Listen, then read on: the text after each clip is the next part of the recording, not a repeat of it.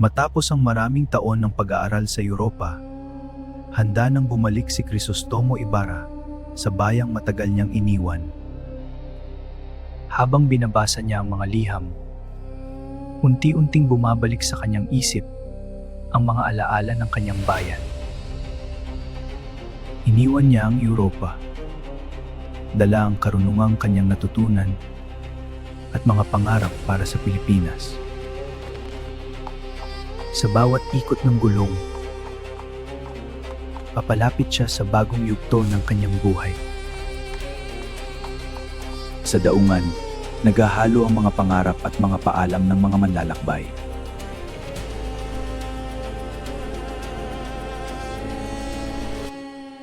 Sa wakas, sumakay si Ibarra sa barkong mag-uuwi sa kanya, sa kanyang minamahal na bayan. Dahan-dahang lumayo ang Europa habang papalapit naman ang kanyang kapalaran.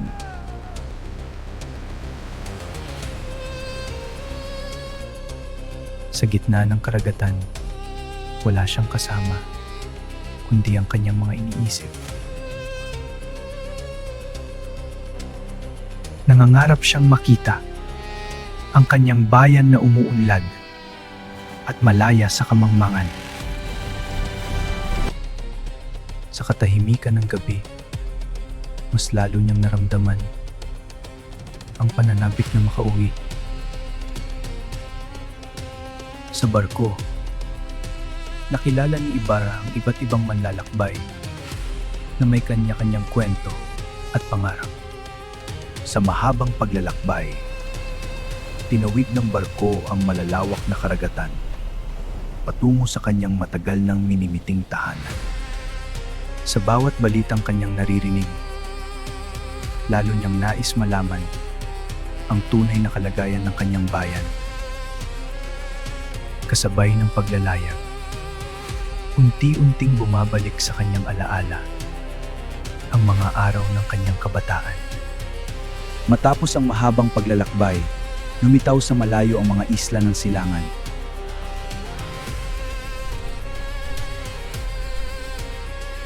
Sa bawat sandali, papalapit siya sa lupang kanyang sinilangan at sa kapalarang naghihintay sa kanya.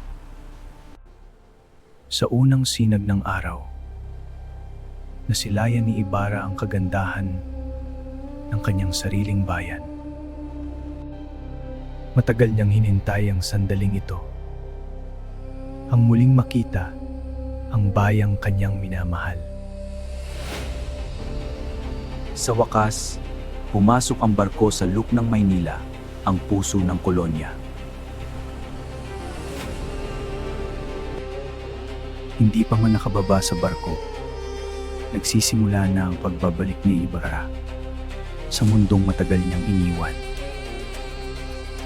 Matapos ang mahabang paglalakbay, sa wakas ay muli niyang natapakan ang lupa ng kanyang sariling bayan.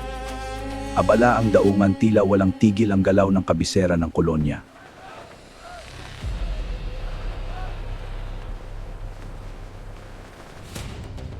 Sa bawat mukhang kanyang nakikita, unti-unting bumabalik ang pakiramdam ng pagiging Pilipino. Mula sa daungan, tinahak ni Ibarra ang mga lansangan ng Maynilang kanyang naalala. Nakatayo pa rin ang matitibay na pader na tila simbolo ng kapangyarihan ng mga mananakop.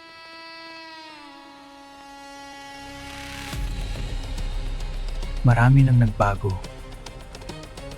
ngunit marami ring bagay ang nananatiling pareho.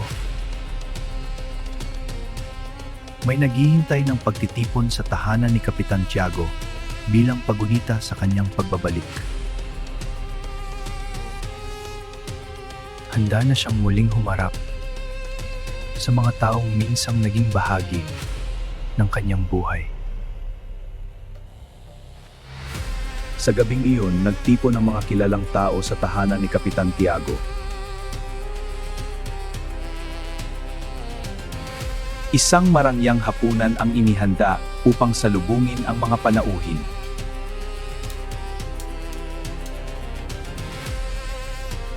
Isa-isang dumating ang mga taong may impluwensya sa lipunan ng Maynila.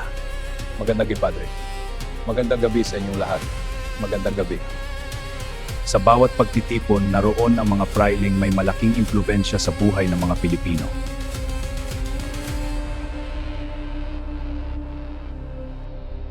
Isa sa pinakakilalang panauhin, si Padre Damaso, na may mahalagang papel sa nakaraan ni Ibarra.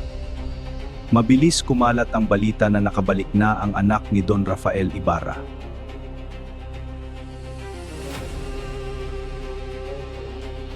At nang dumating si Ibarra, napako ang pansin ng marami sa binatang galing Europa. Marami ang natuwa sa kanyang pagbabalik matapos ang mahabang pagkawala. Masayang sinalubong ni Kapitan Tiago ang binatang itinuturing niyang parang sariling anak. Unti-unting napuno ang bulwagan at nagsimulang ihanda ang pinakahihintay na hapunan.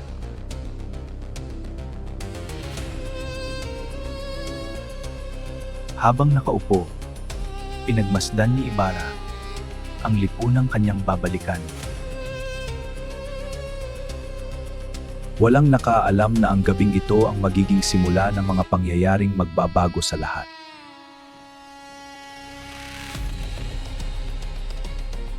Sa loob ng marangyang bulwagan, maraming mata ang nakatingin kay Ibarra, na ngayon ay muling bahagi ng lipunan. Sa gitna ng pagtitipon, nangingibabaw ang presensya ng frailing si Padre Damaso.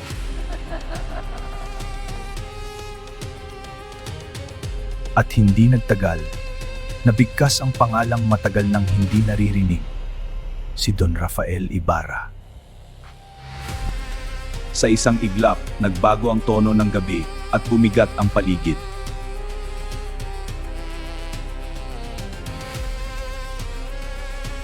Hindi nagsalita si Ibarra, ngunit bawat salita ay kanyang pinakikinggan. Unti-unting nagsalita si Padre Damaso at muling binuksan ang mga sugat ng nakaraan. Ang ilan ay sumang-ayon, ang iba naman ay nanahimik habang lumalalim ang tensyon.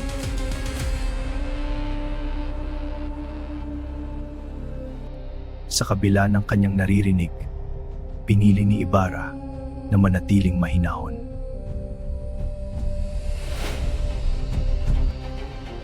Sa kanyang isip, nabuhay muli ang mga alaala ng kanyang ama.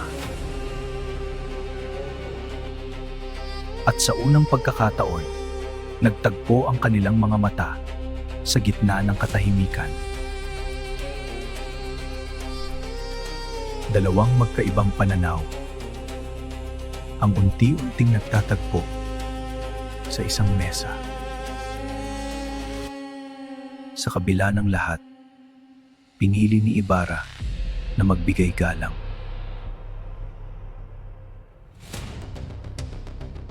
Taglay ang paggalang, lumapit si Ibarra sa matandang praile. Ngunit ang kanyang natanggap ay hindi ang pagbating kanyang inaasahan.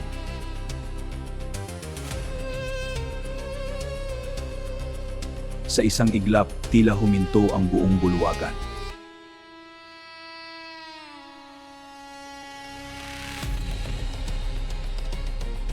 Hindi sumagot si Ibarra, ngunit mababanaag ang kanyang pagpipigil.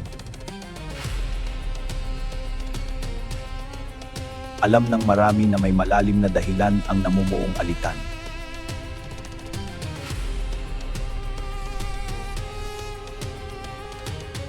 Ang mga pangyayari noon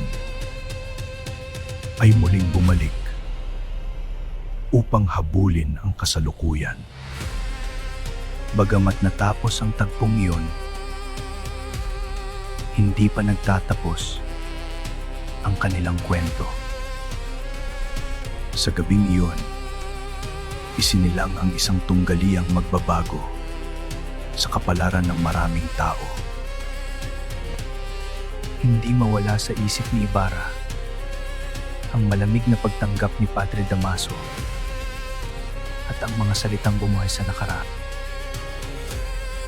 Sa bawat pagbanggit sa kanyang ama, lalo lamang lumalalim ang kanyang mga katanungan.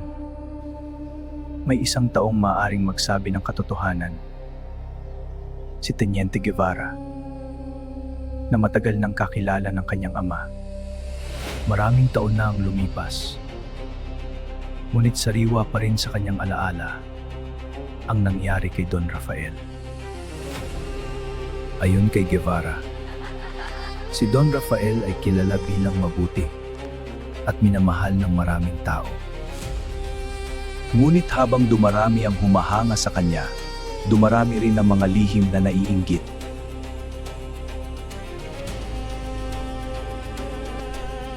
Unti-unting lumalim ang hindi pagkakaunawaan sa pagitan ni Don Rafael at Padre Damaso.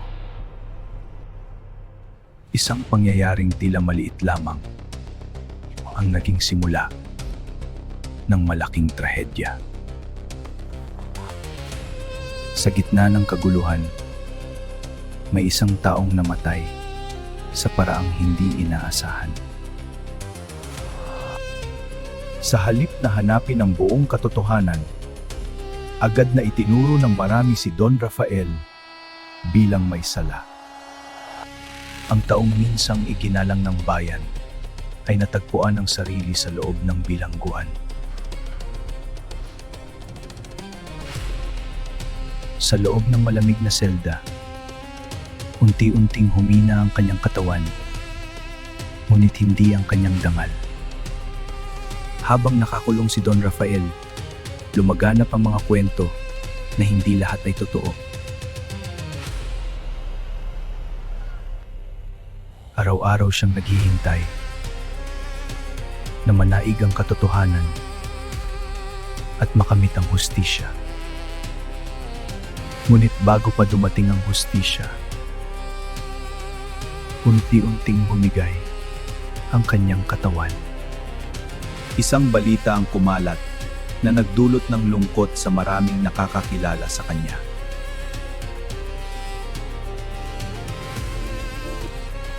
Hindi na nakita ni Don Rafael ang paglaya na kanyang hinihintay sapagkat doon na nagtapos ang kanyang buhay. Habang nakikinig si Ibarra, unti-unti niyang nauunawaan ang sakit na dinanas ng kanyang ama. Ngunit ayon kay Guevara, hindi pa iyon ang pinakamasakit na nangyari kay Don Rafael. May lihim pang matagal na itinago, isang revelasyong magpapabago sa pagtingin ni Ibarra sa nakaraan. Matapos ikuwento ang pagkamatay ni Don Rafael, ibinunyag ni Guevara ang mas masakit pang sinapit ng kanyang bangkay. Para sa ilan, natapos ang lahat sa kanyang kamatayan, ngunit hindi pa roon nagtapos ang kanyang paghihirap. Inilibing si Don Rafael nang may pag-asa ang kanyang mga mahal sa buhay na siya'y mamamahinga ng payapa.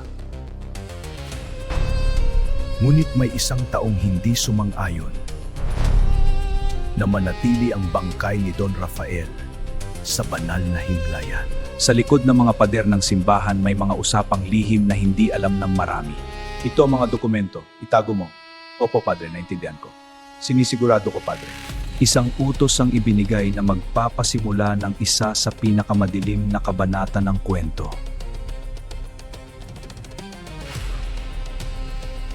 Sa ilalim ng kadiliman, may mga taong dumating upang isagawa ang ipinag-utos. Habang natutulog ang bayan, isang lihim na gawain ang nagaganap sa sementeryo. Mula sa kanyang himlayan, inilipat ang labi ni Don Rafael nang walang kaalam-alam ang kanyang pamilya. Kahit ang mga inutusang gumawa nito ay nakadama ng takot at pag-aalinlangan. May ilan sa kanila na tahimik na nagbigay galang sa taong hindi nila personal na nakilala. Ayon sa kwento, ang labi ni Don Rafael ay hindi na natili sa kanyang himlayan. Tinangay ng panahon ng katotohanan tungkol sa kanyang bangkay, ngunit hindi ang alaala ng pangyayari. Mabigat man ang kanyang salaysay, pinili ni Guevara na sabihin ang buong katotohanan. Hindi makapaniwala si Ibarra na maging ang labi ng kanyang ama ay hindi pinatahimik. Galit ang kanyang naramdaman, ngunit pinili niyang huwag magpadala sa bugso ng damdamin.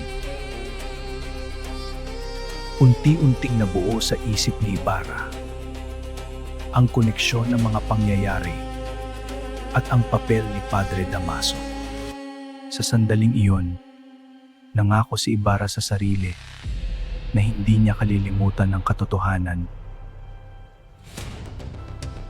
Ang nakaraan na minsang tila malabo ay unti-unti nang luminaw sa kanyang harapan. Ngunit ang katotohanang kanyang natuklasan ay simula pa lamang ng mas malaking laban na kanyang haharapin.